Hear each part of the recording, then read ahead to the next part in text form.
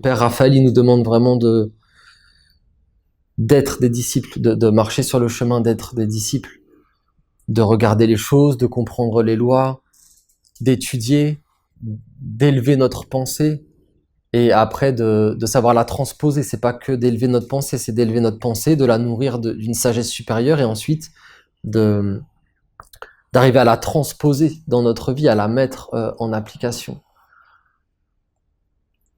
Dans nos paroles, dans nos comportements, dans notre attitude, qu'il y ait un vrai changement. Je me souviens, c'était Ivanov qui parlait de ça avec la méditation. Il disait si tu médites et que t'es pas meilleur après, c'est que ta méditation elle a été vaine.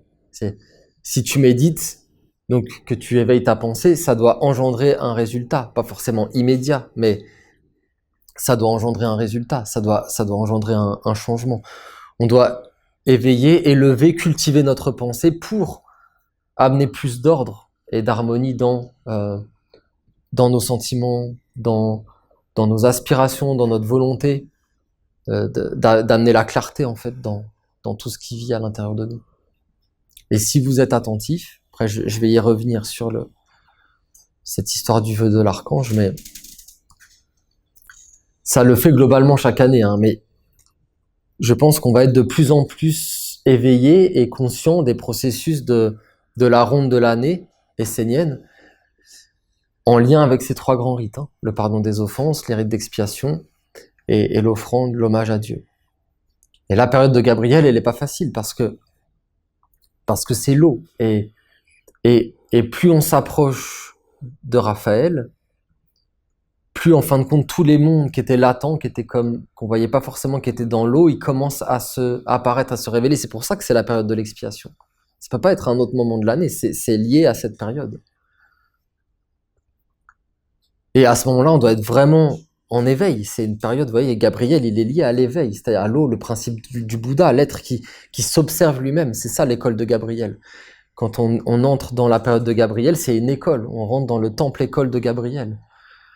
Et donc, c'est lié à certaines vertus, ouais, certains principes particuliers. Et Gabriel, ça va être très lié à l'introspection, au fait d'aller à l'intérieur de nous. Pour amener la lumière qu'on a reçue de Michael, vous voyez, ce feu de Michael, on doit le garder. Il doit rester avec nous pendant l'hiver, et il doit éclairer notre intériorité, tout ce qui vit à l'intérieur de nous. Et en acceptant, parce que c'est pas automatique, vous comprenez, il faut le vouloir de voir. Ça se fait pas sans l'éveil, sans l'activation de la volonté. Il faut vouloir regarder à l'intérieur de soi. Et après, quand on va vers quand on s'approche, ce qui est déjà le cas maintenant, quand on commence à s'approcher de Raphaël, il y a un phénomène d'activation des semences, ouais, c'est le principe du printemps, de ce qu'on porte en nous. Et tout va apparaître, dans l'agréable comme dans le désagréable. Et c'est pour ça que Raphaël est lié au discernement, vous voyez, parce qu'il va nous demander clairement de regarder les deux serpents. D'ailleurs, regardez, le caducée, c'est les rites d'expiation aussi, hein. On le retrouve dans les rites d'expiation. Donc, il va nous demander vraiment de regarder ces deux serpents, comme de les prendre avec les mains, comme de les séparer pour ensuite les unifier, de bien regarder le bien en nous, les forces pour ensuite les renforcer, mais de regarder aussi tout ce qu'on veut pas forcément regarder, et pour entrer sur un chemin de transformation. Parce que vous voyez, le Père Gabriel dit ne regarde pas ce que tu ne dois pas regarder, mais on pourrait dire aussi, mais quelque part c'est contenu dans ce commandement, regarde ce que tu dois regarder. On doit regarder ce qu'on doit regarder aussi, et ne pas regarder ce qu'on ne doit pas regarder.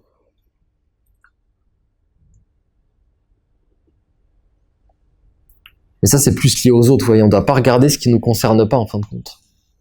Mais par contre, ce qui nous appartient, ce qui est de notre responsabilité, on doit, c'est un devoir d'Essénien de le regarder en face.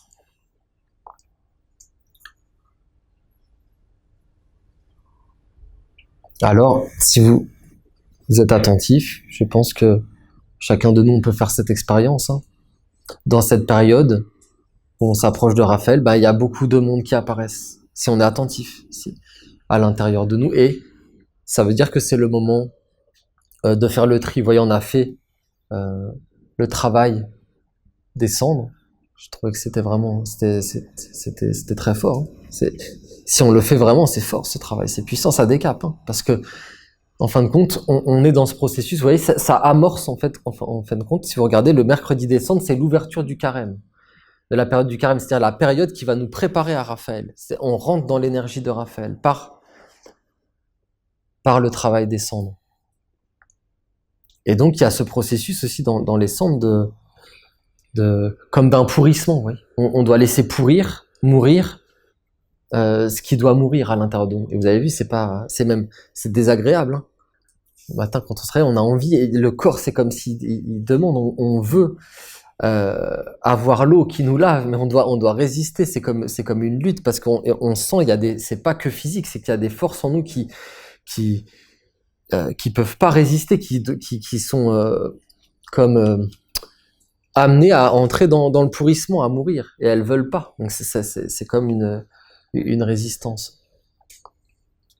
Alors si on le fait consciemment, ben on enlève, c'est comme on enlève un vieux vêtement, on enlève un vieux manteau quand on va après se laver avec l'eau de Gabriel, et ben c'est comme on enlève, on est dans ce tri de laisser derrière nous ce qui doit aller au recyclage. On le laisse retourner dans la statue du recyclage. Et on demande à entrer dans le nouveau.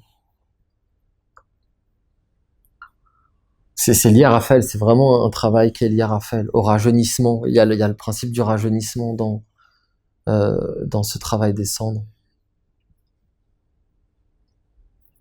Et regardez aussi même les mots, hein, le langage, parce que carême, ça vient de karma, c'est le même mot. Hein. Si vous déclinez karma, ça fait karama. Karama, carême. C'est-à-dire la puissance de la vie. Vous voyez, la force, la force créatrice, et Rama, ça veut dire la vie. La puissance de la vie, c'est-à-dire que c'est la puissance de la vie, de la vitalité, de la lumière qui va s'approcher de la terre avec le processus du printemps.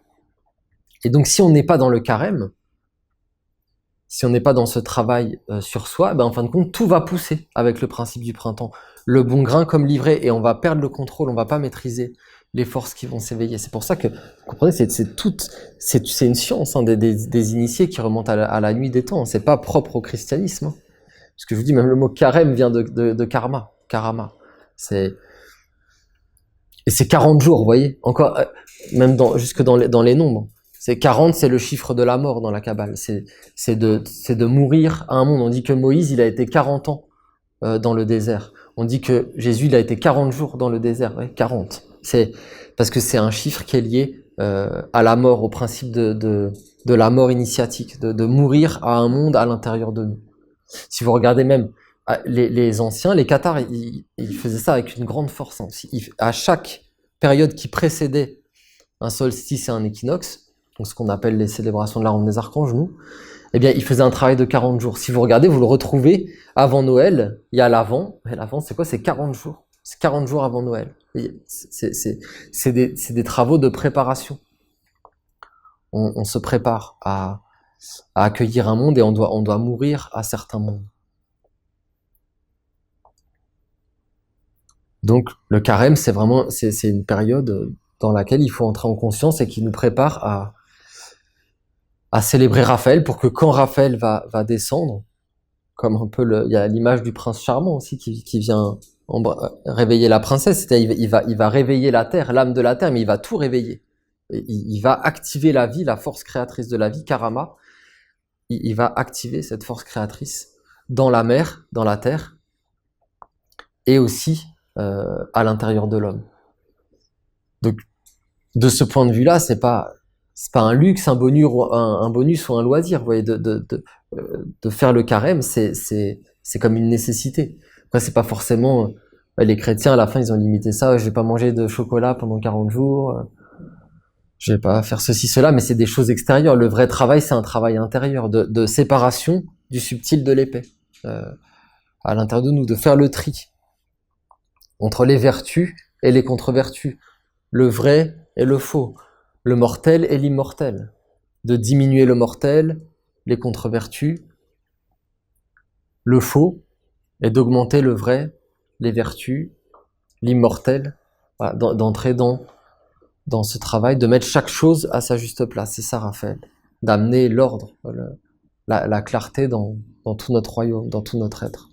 Alors à ce moment-là, à cette condition-là, on peut vivre vraiment Raphaël d'une façon puissante, claire, comme une offrande et une entrée vraiment sur le chemin de l'offrande à Dieu, qui est l'ultime étape de la ronde de l'année. Et même si on s'est engagé par exemple dans le travail de transformer un défaut à Michael, une contre-vertu, une faiblesse, alors logiquement, dans cette période de l'année, là en ce moment, on doit voir d'une façon claire le défaut, la contre-vertu, la faiblesse, comment elle se manifeste, comment elle rentre. Ça doit apparaître clairement là dans cette période. Pour que après Raphaël, on entre déjà, et c'est à ça que tu vas reconnaître si tu as vraiment réussi le travail, ce travail-là, tu vas vraiment entrer dans la vertu. Tu as été dans le pardon des offenses, tu as reconnu que tu avais tel défaut, telle contre-vertu qui parasitait ta vie. Dans la période de Gabriel, tu es descendu dans les profondeurs pour vraiment la regarder dans ses rouages, dans les fonctionnements, dans ce qui t'amène, dans ce qui nous amène à faire telle ou telle chose. Et après Raphaël, si le travail a été bien fait, logiquement, tu rentres dans la vertu opposée, la vertu complémentaire de la contre-vertu que tu as choisie. Elle doit avoir comme pris le dessus, elle doit être plus importante que la contre-vertu. Et là, ça veut dire que c'est le signe que l'alchimie des trois grands rites a opéré. Si c'est pas le cas, si c'est trop difficile, ben comme nous l'a dit Peter de Nov dans le message, où il nous avait parlé de ce travail, eh bien, tu reprends ton ouvrage, tu recommences, mais il faut être dans la grande clarté. Faut pas finir un tel travail dans la ronde de l'année.